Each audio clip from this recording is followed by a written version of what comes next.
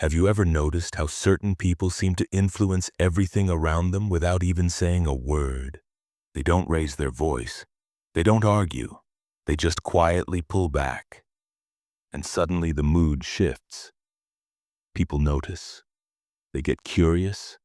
They start to reach out. Something stirs. Now imagine if you tried that. What would happen if you stopped reacting right away? What if you chose silence instead of answering every time? What if you stepped back instead of exploding? That's the real turning point. When you stop making yourself available, emotionally, physically, mentally, the people around you get uncomfortable. Why? Because they've gotten used to pulling your strings. They rely on your reactions, your need to respond, your predictable patterns. But the moment you take that power back, everything changes. Those who thought they understood you start to realize they never really did. Carl Jung once said, "Everything that irritates us about others can lead us to a better understanding of ourselves." Now ask yourself, when you go silent, who panics? Who gets annoyed? Who tries to provoke you just to get a reaction? That behavior speaks volumes, not about you, but about them. It shows how much control they still hold over your emotions, and maybe you haven't even noticed.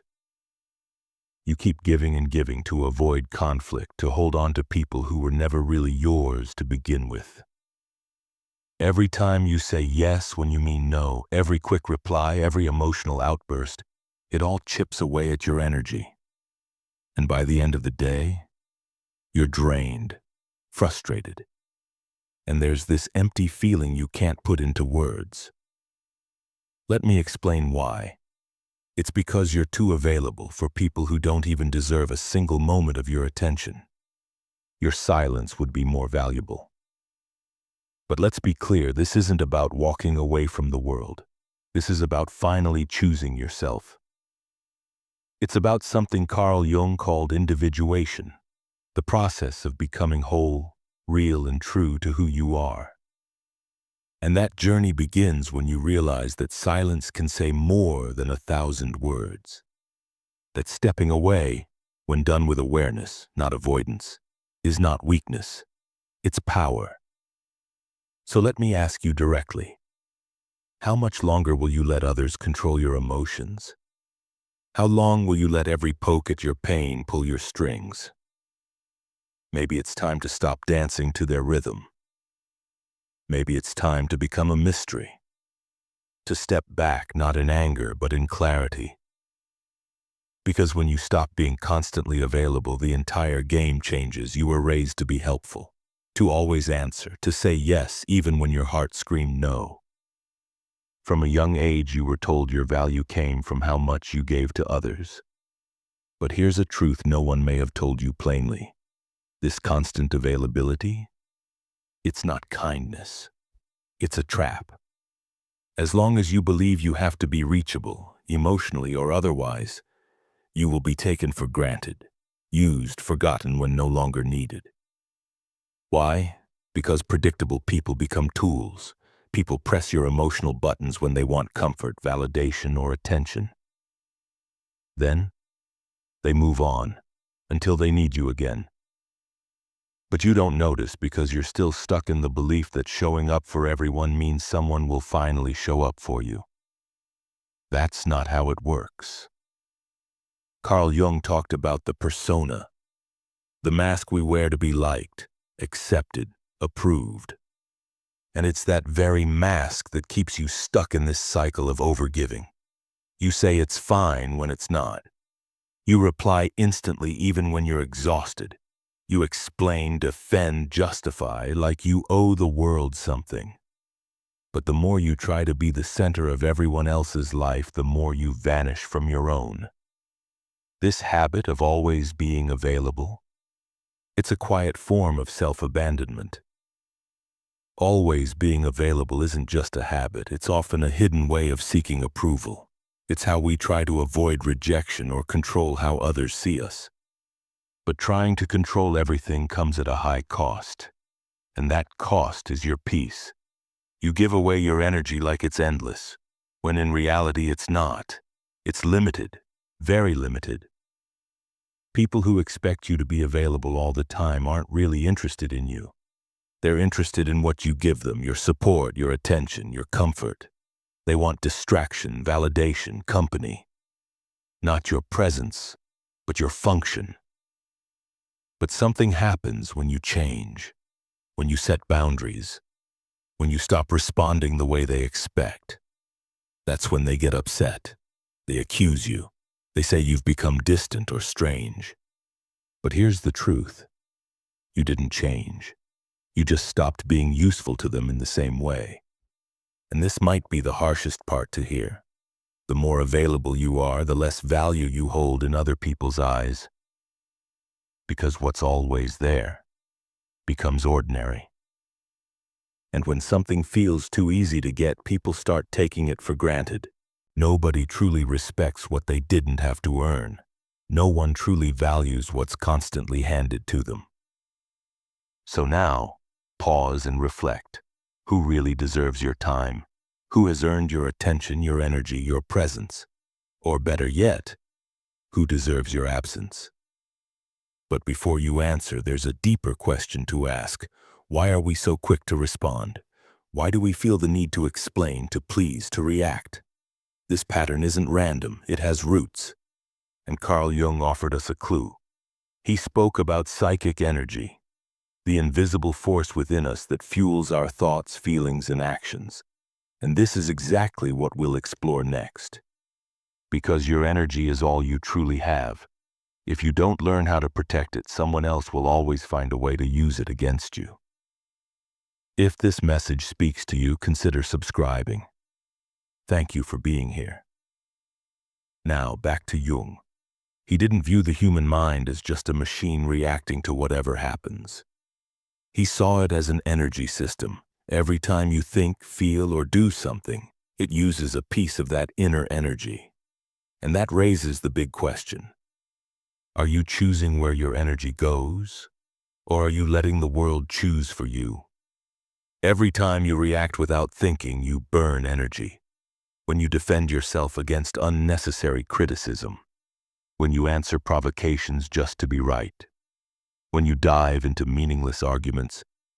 When you chase approval from people who don't respect you. You're draining yourself. You're giving away your inner strength to things that don't feed you in return.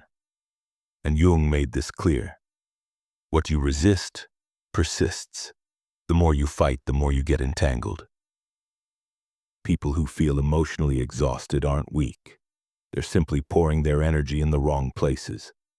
And here's what happens when you live in a constant state of exhaustion. You become vulnerable. And vulnerable people attract takers, opportunists, manipulators, emotionally needy people. They can feel it when someone lacks boundaries. When you're always trying to fix, help, or please, they know you're an open door. And they'll walk right in. Jung believed a healthy mind knows how to contain its energy. That means saying no without guilt, choosing silence without shame, pausing before acting, because real power isn't in reacting fast. It's in deciding when and how you act. And that only becomes possible when you truly know yourself, especially your own emotional triggers. Think for a moment. How many nights have you lost sleep over something left unresolved? How often do you replay conversations in your head wishing you'd said something different?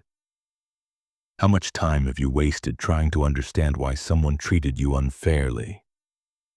That's energy. And it's gone. No return. You're keeping old emotions alive that should have been released long ago. You're stuck in mental loops because you keep feeding situations that drain you. Psychic energy is like a protective field. When you guard it well, it gives you presence. You can walk into a room and be noticed without saying a word. But when you waste it, you become reactive, drained, and invisible. And the world, sadly, is harsh on those who don't protect themselves. So start paying attention to what makes you lose your center, what provokes you, what pulls you into automatic reactions. Those are the exact places where your energy leaks. And those are the areas where your healing must begin. Not to become cold, not to turn numb, but to become aware, to become selective, to become sovereign over yourself. Carl Jung gave us one of his most eye-opening truths. When you conserve your energy, you stop being a projection screen for others. And that makes people uncomfortable, very uncomfortable. Because now we're entering a shadowy space, the realm of silent manipulation.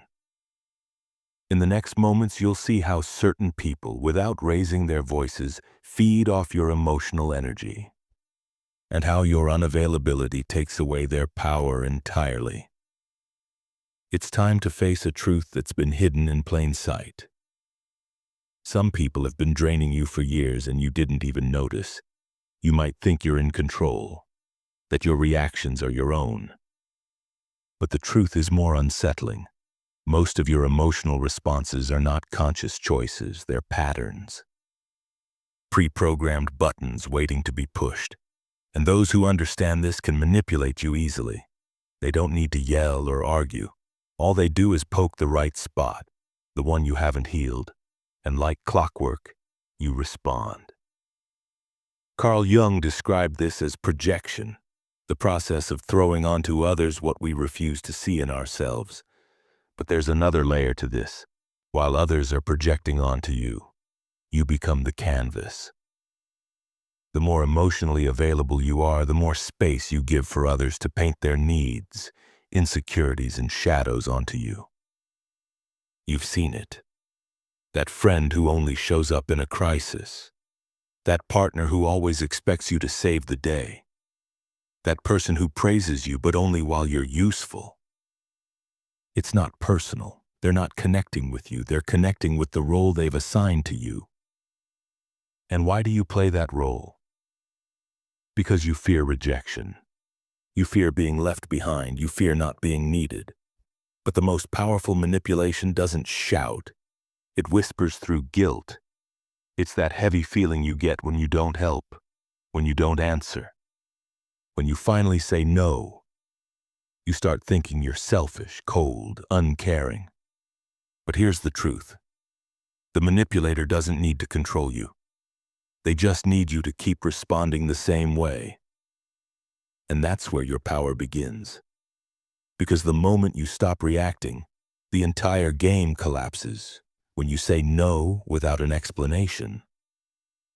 When you stop defending yourself. When you step back in silence. Something incredible happens. The masks people placed on you begin to fall off. They no longer know who you are, and worse, they're forced to look at themselves. Not everyone is ready for that. Your silence threatens them because it forces them to face their own emptiness. And when that silence starts to uncover their noise, they fight back. With criticism, with guilt trips, with drama. But remember this, they're not doing it because you're wrong. They're doing it because you stopped being their mirror. Carl Jung said, "We do not become enlightened by imagining figures of light, but by making the darkness conscious." And that's what happens when you pull back. Your silence stirs their shadow, and that's unbearable for those who've always used you to escape themselves. But now comes the question. Are you ready to deal with being misunderstood, rejected, even attacked? Can you handle the quiet that comes after the break? Because within that silence, a new power is born. And that's what we'll explore next. Why silence is one of the most powerful tools the human mind has. Why it changes everything between you and the world. We live in a world that's loud.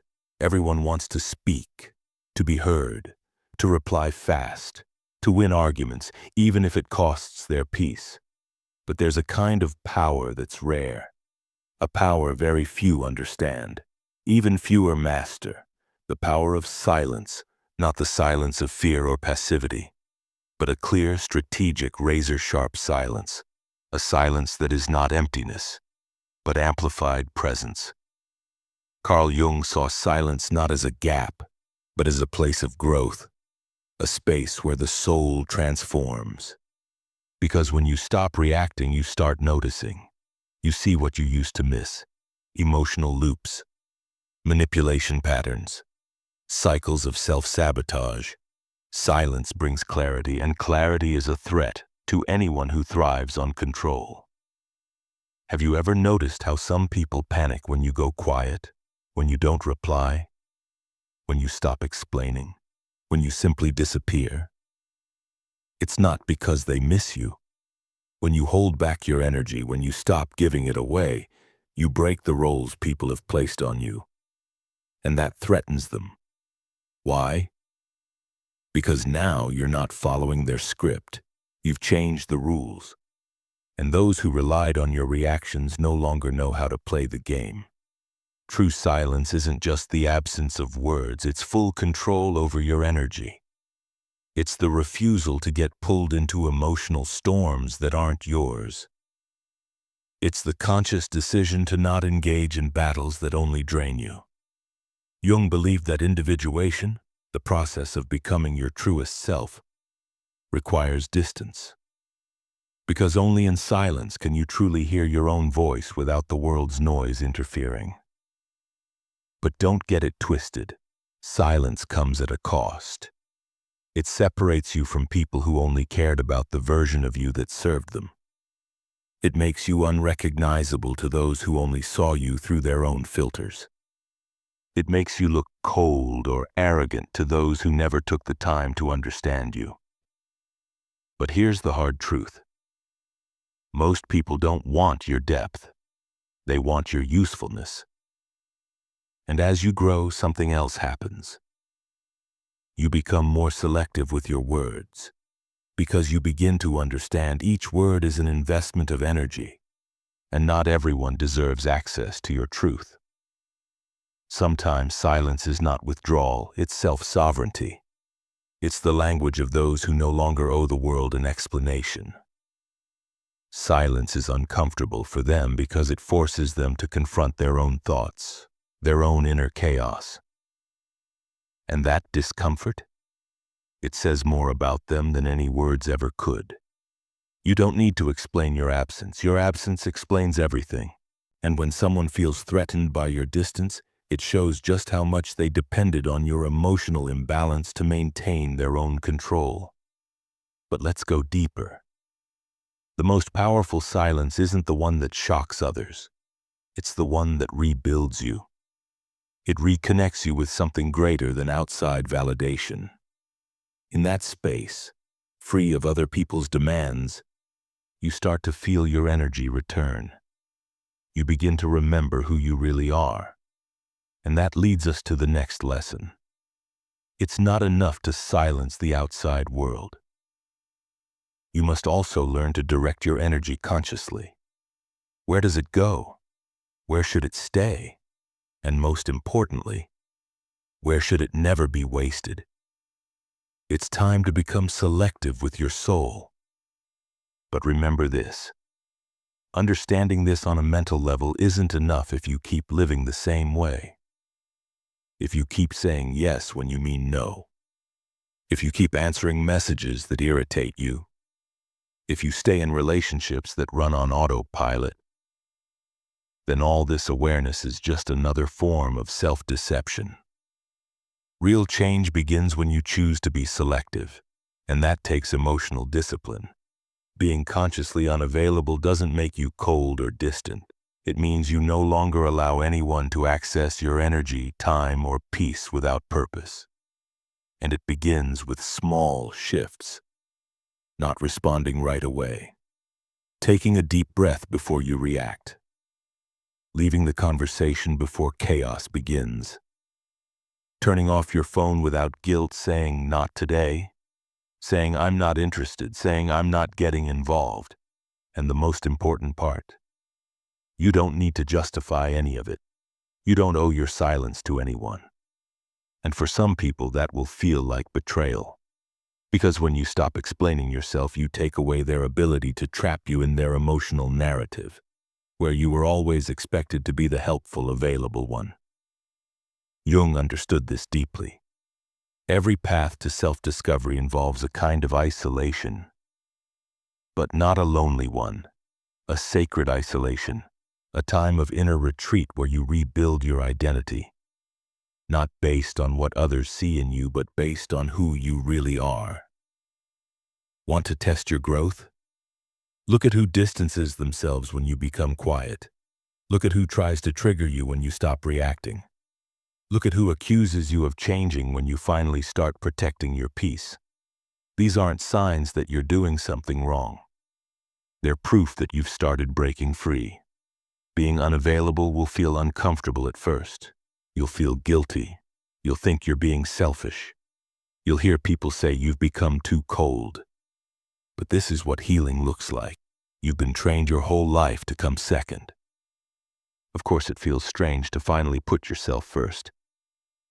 But know this: change doesn't just disturb you. It disturbs everyone who benefited from your old version. Conscious unavailability is the root of true self-respect. Every time you say no to the world, you're saying yes to yourself. When you step back from toxic spaces, you're proving that your peace is worth more than shallow connections. And when you stop explaining yourself all the time, something changes. People start to respect you, even if only a few. But not everyone can handle this version of you. Your emotional absence makes others uncomfortable. It reveals how much they leaned on your chaos to stay in control. It forces them to face the parts of themselves they've avoided. That's when the rupture happens. And with it comes pain, loneliness, distance. It feels like you're losing something, but in truth, you're finally letting go of what was never truly yours. So what comes after the silence? What is born in the stillness? This is what we'll explore now, the rebirth that only happens when you're brave enough to be misunderstood, to be alone, and to finally become whole on your own. Because this is where true freedom lives.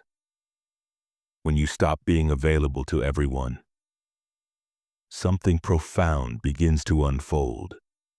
At first, there's just silence, a heavy, almost deafening silence inside. You question yourself. Did I go too far? Am I pushing people away? Will I be alone forever? But slowly, that silence shifts.